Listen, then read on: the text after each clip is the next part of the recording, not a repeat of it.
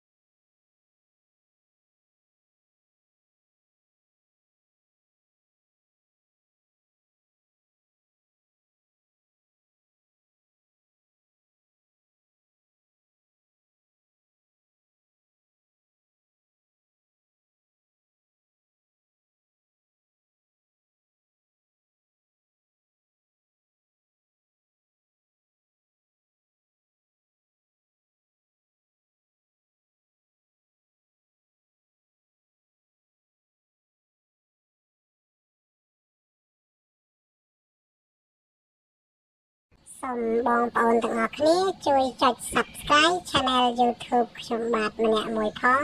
ដើម្បីទទួលបានវីដេអូសំណួរចម្លើយថ្មីៗបន្ថែមទៀតសូមអរគុណ